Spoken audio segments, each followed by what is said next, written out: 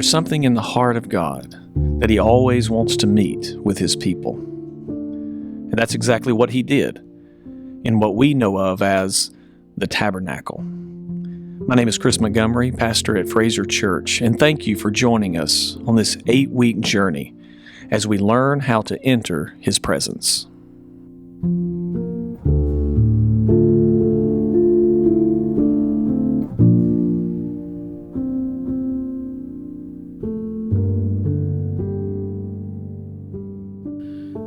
Welcome to day 48 of the Tabernacle. 6 steps. C.S. Lewis said, "It is in the process of being worshiped that God communicates His presence." Our text today is from 2 Samuel chapter 6, verses 12 through 15. And it was told King David, "The Lord has blessed the household of Obed-Edom and all that belongs to him because of the ark of God." So David went and brought up the ark of God from the house of Obed-Edom to the city of David with rejoicing. And when those who bore the ark of the Lord had gone 6 steps, he sacrificed an ox and a fattened animal. And David danced before the Lord with all his might. And David was wearing a linen ephod. So David and all the house of Israel brought up the ark of the Lord with shouting and with the sound of the horn. The tabernacle was built because God desired to dwell with His people. God instructed Moses to construct the Ark of the Covenant because He wanted to show His power and let His people know He was present with them. When God reveals His presence, worshiping Him is the only reasonable response. So the Ark of the Covenant became not only a symbol of God's might, but also stirred within His people a reason to worship Him. One instance in Israel's history profoundly illustrates this truth. 1 Samuel chapters 4 through 6 records the ark being stolen, while 2 Samuel 6 reports its recovery. The ark was stolen when 2 sons of the priest Eli, Hophni and Phinehas, brought it out into the battle against the Philistines, hoping it would secure Israel's victory. Israel lost the battle. Both sons of Eli were killed, and the Philistines captured the ark.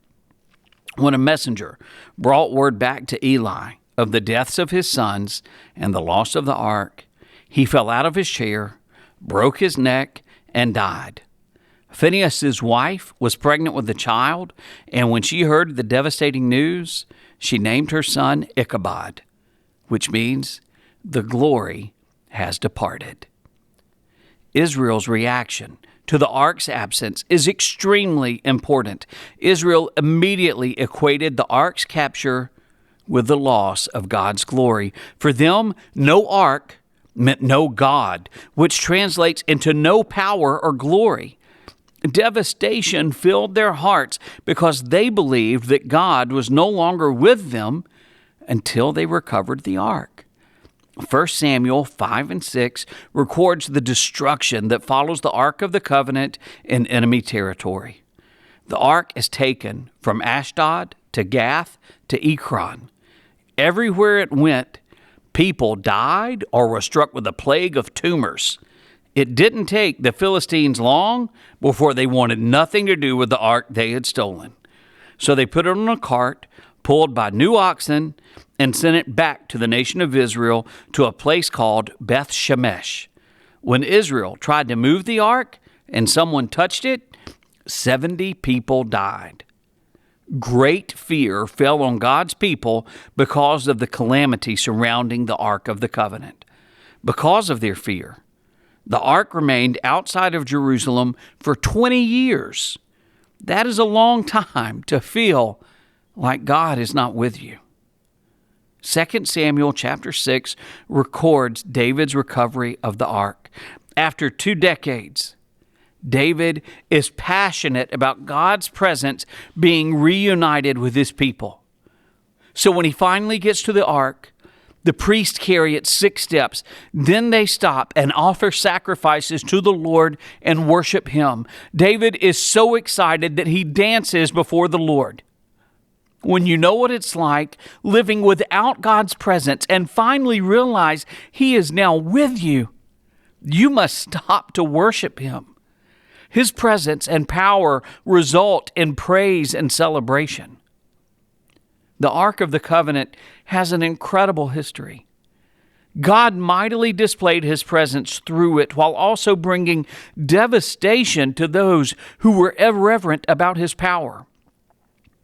Now, when you think about the high priest walking beyond the veil once a year and encountering this symbol of God's might, you get a better glimpse into the awe, fear, and thrill that resulted from meeting personally with God.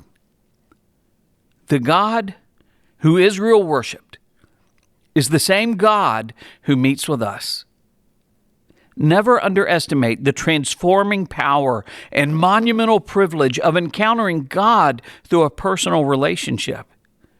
If we truly understand who He is and all He has done, we couldn't take 6 steps without stopping to worship Him. Some questions to consider. How does the ark and the significant weight it holds in Israel's history teach you about God's power? Describe how you feel when you realize you are in God's presence. And finally, is there something in your life that causes you to miss God's presence? If so, what is it? And what can you do to ensure more time is spent with God? Thank you for joining us. Have a great day.